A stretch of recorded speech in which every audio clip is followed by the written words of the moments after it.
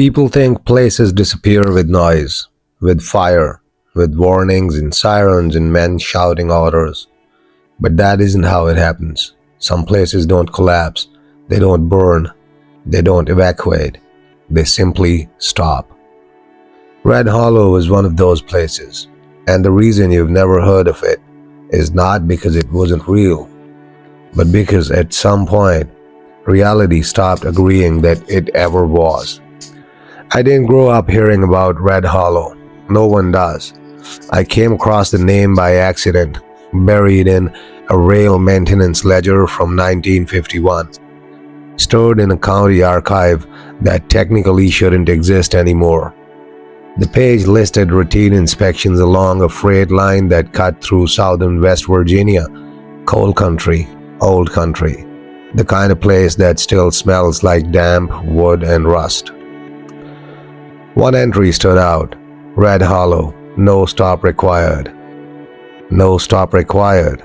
That was strange, because earlier entries from the 1930s clearly marked Red Hollow as a minor depot. Not a station, not a terminal, just a place where trains slowed, sometimes stopped, sometimes didn't.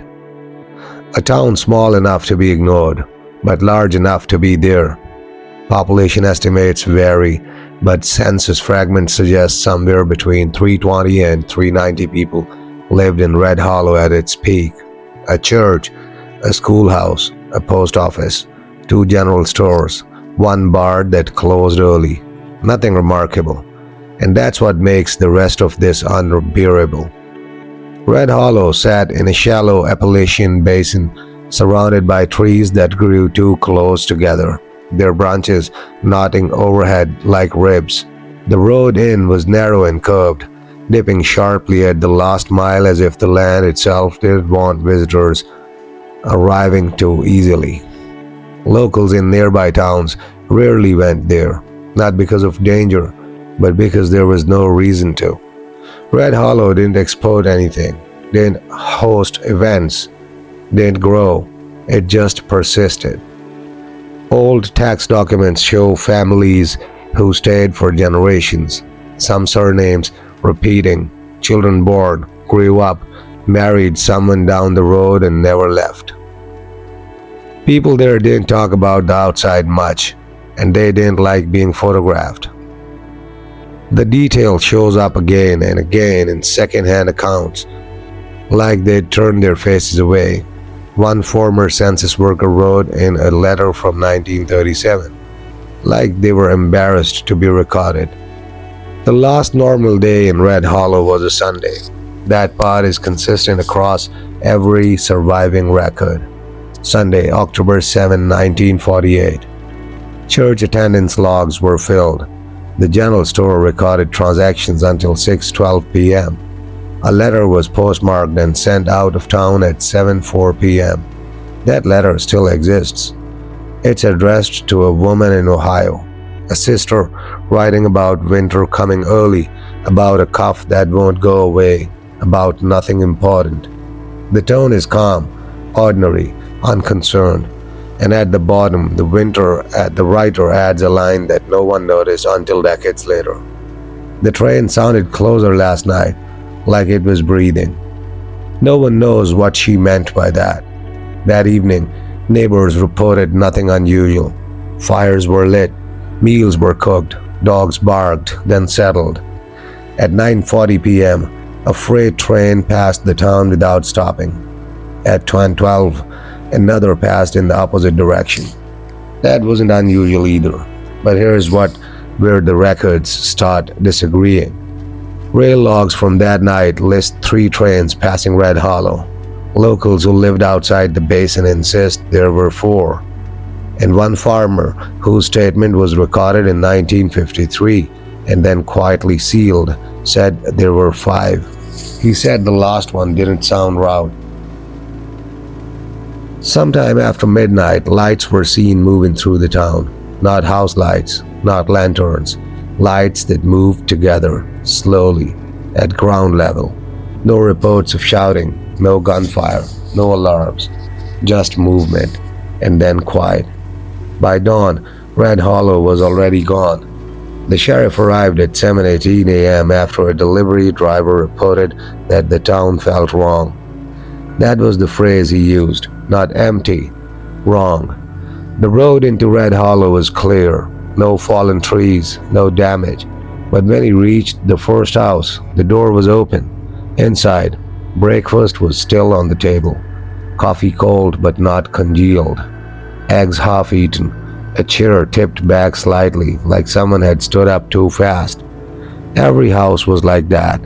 Beds slept in, shoes by doors, coats on hooks. Cars were parked correctly, keys were missing. There were no signs of struggle, no blood, no broken windows, no drag marks, just absence. The church door was unlocked. Hymnals lay open to the same page. The schoolhouse chalkboard still showed the previous Friday's lesson. In the post office, stamped letters sat in outgoing bins, some of them dated Monday, the day after the disappearance. Search parties combed the woods for weeks. They found nothing. No footprints leaving town, no bodies, no belongings beyond what was already there. Even the dogs were gone. That detail bothered people the most. Animals don't leave without reason. The official explanation was quiet abandonment, then relocation, then clerical error. Each version contradicted the last. By 1952, Red Hollow stopped appearing on maps. Road signs were removed, maintenance ceased. The land was sold as undeveloped forest. When a historian tried to file a public records request in the 1970s, he was told the town never existed. He died before finishing his research.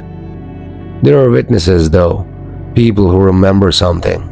A railroad worker claimed the tracks near Red Hollow vibrated for hours that night, long after the trains had passed. A woman from a neighboring town said she drove through where Red Hollow should have been the following morning and saw older buildings than she remembered, like the town had aged decades overnight. A child, interviewed years later, said she heard bells ringing without a church.